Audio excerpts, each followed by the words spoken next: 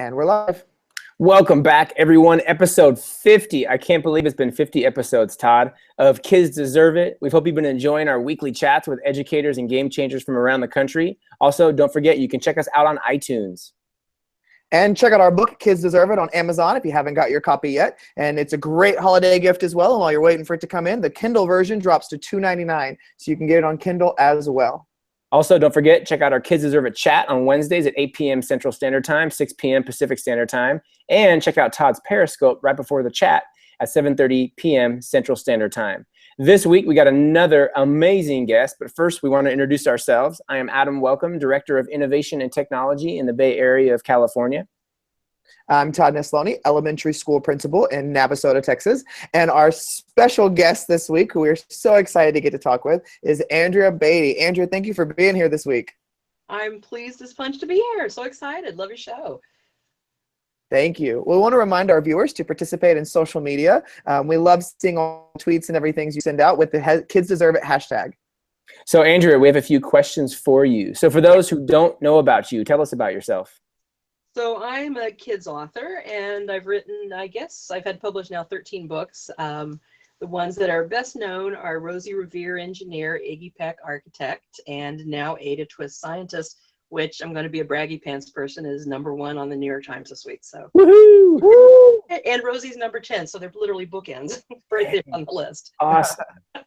It's pretty cool. And the books really, to me, are about, while they are ostensibly about engineering and architecture and science, I think they're more about passion and perseverance and curiosity and traits that are really universal. And some of the big ideas behind, these endeavors as a way just to get kids, A, to be aware of them, and B, just to enjoy a good story, and also just learn about themselves a bit, maybe. Nice. So Well, I absolutely love Ada Twist, Scientist. I recently wrote a blog post for Scholastic's Reader Leader about reading it to some of my classes because, like I said, I'm a principal at an elementary school, and about 85% of my students are minority. And so we got a lot of Hispanic and African American students. And I found myself typically reading books that either had animal lead characters or lead characters that were male or white. And being able to read a book like that had an African-American female who wanted to be a scientist. I didn't really think much of it when I had picked it to read to classes, but I had a kid afterwards come up to me and say, "Thank you so much for reading that to us," a fourth grader. And I said, "Of course, I love reading to you guys." And she was like, "No, it was nice to hear you read a book with someone who looked like me." Yeah. And I thought that was such a powerful statement. And so first of all, I want to say thank you to you for writing characters that are diverse and from different areas. But tell us a little bit about Ada Twist, Scientist, and how that one came to be. Well, it's a kind of a long answer, but it really all began with Iggy Peck. And so I wrote Iggy because when my son was little, he loved to build things. So he was a Lego maniac. He would build from blocks. I mean, I can't even count how many blocks we have. We could build such a house with our house-sized house. It's crazy. But I loved that about him. He was just so intense and so passionate about it. He would go to, when we'd be at restaurants, he would pull out the jelly packets and make towers with them, which I thought was grand. Waitresses didn't quite like it, probably for good reason. But I thought, what if there was a kid who was an architect? What would that be like? And that was really the genesis of the book. And so I wrote the book, and Abrams Books for Young Abrams Books for Young Readers bought it, and they found David Roberts, who's in London, and picked him for the illustrator. And so David, working only from the text of that book, came back with this fantastic world. So unlike I had imagined. Wow. It's so much better. And in that world was the class. So I did not say to him, "David, can you draw me the most marvelously diverse, wonderful class?" But he just did. And so after, we thought about doing another book with Iggy, but I felt that story had been done. And I don't want to rehash things because I'd get too bored, and nobody wants to read the same book 2 times unless they're reading the same book 2 times, which is a different thing together. So I decided, what about the other kids in that class? And so I did research, and I looked through the class, and I noticed every kid shows up 4 times.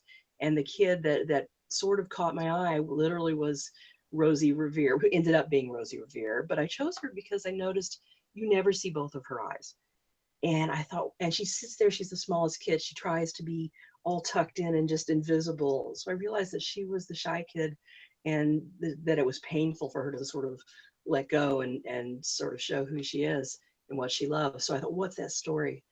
And so that's why I wrote Rosie Revere. And I got about halfway through that book and was so stuck, didn't know what the, conflict was going to be, didn't know any of those things and really struggled with that for quite a long time. And then I was talking with my aunt one day, who was a Rosie the Riveter, and she's 92 now, and she's amazing. And I thought, we cannot express enough our thanks. It is an unpayable debt that we owe these people, the Rosie the Riveters, and all the men who fought in the war and the women who fought in that effort as well. So I thought I want to include Rosie the Riveter as a way to say thank you, a small way. But as soon as I did that, the whole book just fell into place, and I really, it just, everything tied up neatly within a few days, and I was like, boom. And I feel that it worked.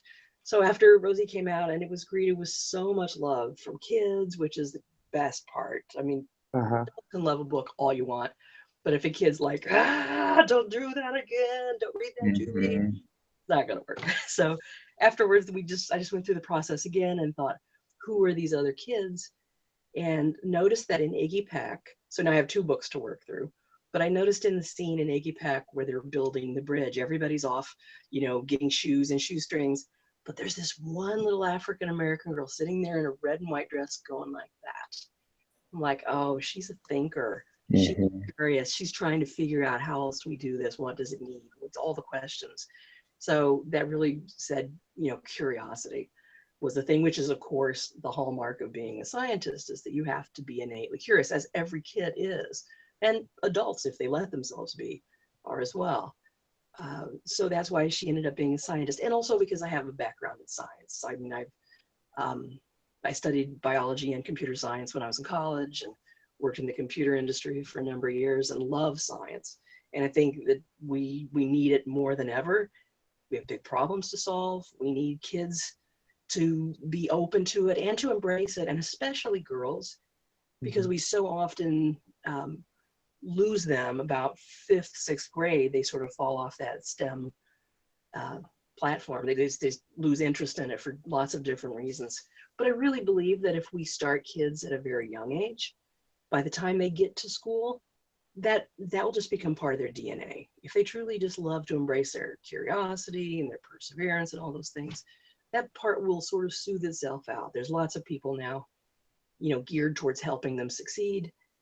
And we need that. We need that. We cannot lose half of our talent pool. Just can't. We don't have the time for that. We have problems to fix. So that was the answer, wasn't it, right? So I love hearing the story of the book and your aunt, and where I live in California, Richmond, those shipyards are only about 20 minutes away from my house. So just that history. So like, talk about the writing process for you. And obviously you've pulled from your own life and your relationships with family members, but like, what is the writing process for you, and how do they all come together, these stories? Well, it's different for every book, and that's true. Every writer I know will say that there's rarely are 2 books that act the same. It's sort of like raising children, quite obviously, quite actually. Really 2-dimensional children, but still children. So for me, these books, because they're in rhyme, when I write a book that's in rhyme, first off, it comes to me in rhyme or it comes to me in prose, and I can't switch them. And I've tried many times to do that with books, but they just fall flat. So Iggy came to me really in rhyme, and that process is like listening. It's sort of like listening to music through a couple of walls, and you can't quite make out the words, but you can kind of start getting the rhythm. And then if you listen hard enough and get closer and closer to it, I start sort of actually being able to hear what's going on. And that's kind of the process for me. So one of the key elements in these books is figuring out the names, which Iggy, for some reason, I have no idea why Iggy came to me, but it just did, which was grand, because when you're writing in rhyme, it's its own special process where you're better off if you use a name that can be expressed in many different ways, like Ignatius and Iggy and Ig or Dear Ig, because it's all about how many syllable beats you have in a line. So really just kind of started with the names, which was actually for me, choosing Ada Twist's name was really hard. And so I ended up, was just kind of muddling through that for weeks and weeks and weeks. And then once I finally decided, okay, go with this name, then it all fell together. I knew that she was going to be a scientist. So I had to have something that rhymed with ist, which is actually a problem now because everything is something that ends in ist. Like every other career, could we have something that's not ist? I don't know. So, and I don't want to tread the same ground. But I decided I wanted. That's great. That's true. It's so sad. I some days regret making that rhyme, I will tell you. I do. I have to say, though, I do get a lot of suggestions now. And my favorite suggestion so far was from a lady who wanted it to be, like Ellen Sawyer, derivatives lawyer. Oh my gosh. And I said, you know what? That's the book kids are waiting for right there. Just like, there you go. hedge fund manager. That's the one I have next. Right. So in long story short with that, I knew she was going to be a scientist. So I thought I wanted the name to have sort of special impact. So I did a lot of research on, female scientists particularly. And there are so many, and there's so many now particularly, that it was really hard to select, but I went with the post office rules. So I decided it had to be someone who was dead at least a year, because that's just a good idea. And it's sad because there's so many amazing women of color now who are in science doing terrific things. So I decided that then it had to be someone dead. And so I went with Ada Lovelace and Marie Curie, because they have both given such contributions to the world, even though they neither was a woman of color, but I wanted to just still, tip my hat to them. So that's why I love that. Yeah. And the rest of the writing is a lot of digging out my rhyming dictionary and a lot of just rearranging words in every possible way so that it doesn't sound forced, but it opens up unexpected possibilities. So my best friends are my rhyming dictionary and my thesaurus, because like a bridge, I knew he was going to cross something, and I'm like, bridge, but a bridge is a dull word. What are the other words? Oh, a trestle. Trestle. Well, there's a good word. So totally. When I write rhyme, the actual rhyming process will sometimes lead me down through plot points, which is fun and unexpected for me. So it makes it a fun journey. Totally. Yeah. That's great. So tell me about school. What was school like growing up for you? So I'm from a town of 300 people in Southern Illinois. And it was long ago. There were dinosaurs and everything. It was great. So it was, I was born in 61. So, it was the mid to late 60s are the time that I started having, being aware of the world, I guess. It was a great place to be raised. It was this tiny school, mostly, all rural kids, the farmers' kids around, and coal miners. My dad was a coal miner. And, it was small school. So each grade had one class. And I loved school. I loved it so much. I was the nerdy kid who just gobbled up the grammar. I wanted more. And I really enjoyed it. I mean, I look back and I think, compared to the amazing things that kids do in school academically now, it's nothing. But it was a safe time, and it was, a great place to be raised. And so I really loved it. But I think the key factor for me that led me into this life of crime called writing kids books is that my mom was such a devoted reader. And even though we didn't have much money, I mean, I look back and I realize now that we were kind of poor, but we never felt it because everybody was sort of poor. And we just had so much fun. I'm one of 6 kids, and it was constant laughter in our house. Our game was to see who could make the other kids laugh hard enough that they'd fall down and beg for mercy.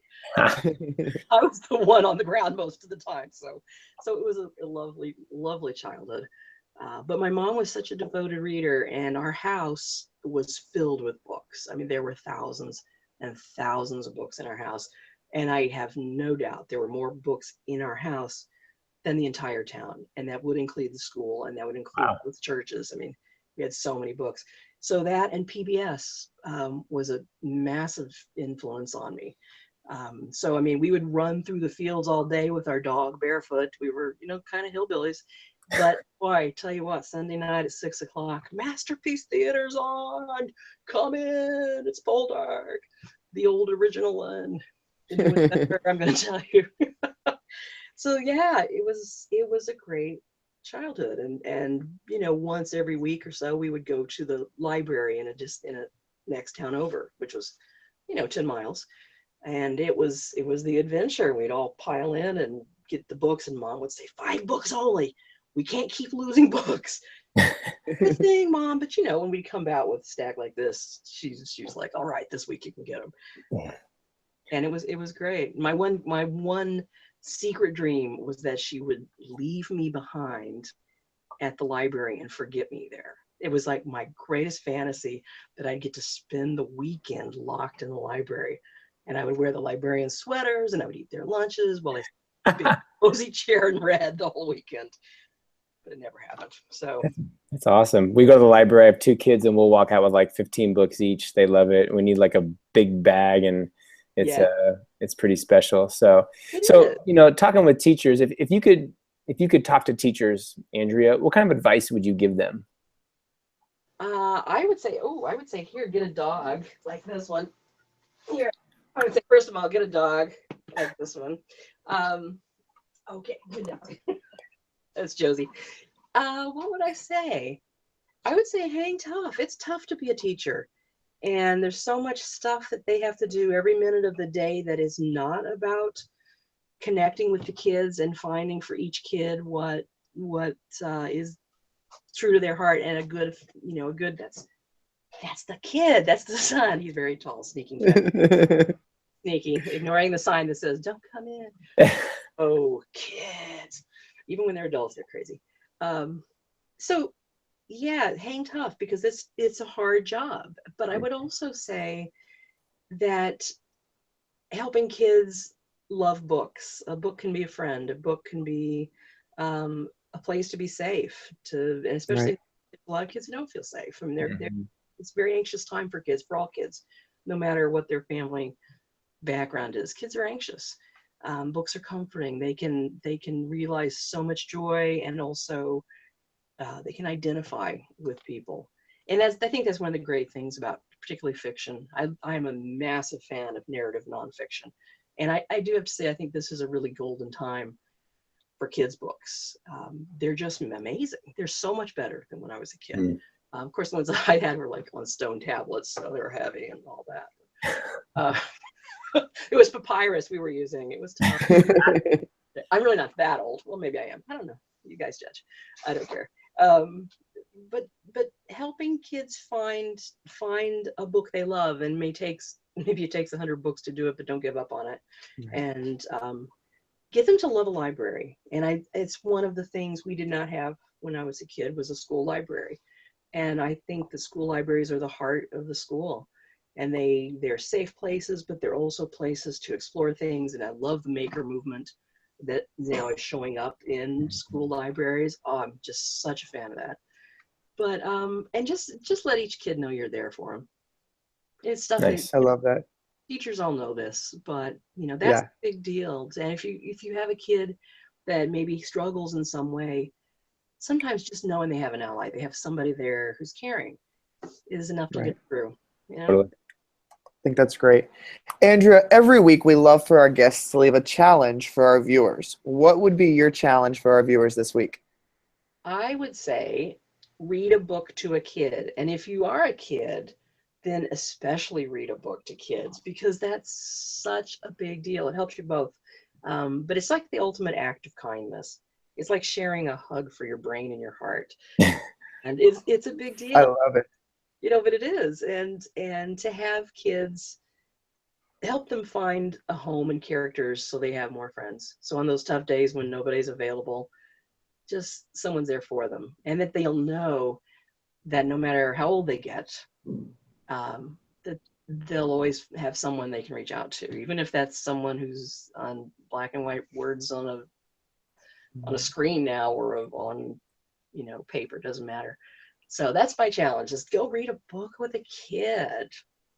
I I have to love say, that. And I think it's important too to point out that older kids love picture books just as much as younger kids do too. So don't count them out when reading those kind of books. no, and that's actually something that is sort of one of my raison d'etre these days, is to help people understand that picture books are incredibly vital, not just because they are very complicated now. I mean, there are very, very simple books, but there's so much heft to a picture book, so much emotion, so much thought that can go into them, both in the art and in the words, but also that physically for kids' development, it is really essential. It provides learning connections by associating the pictures with text and looking for clues and finding emotional cues in faces in books.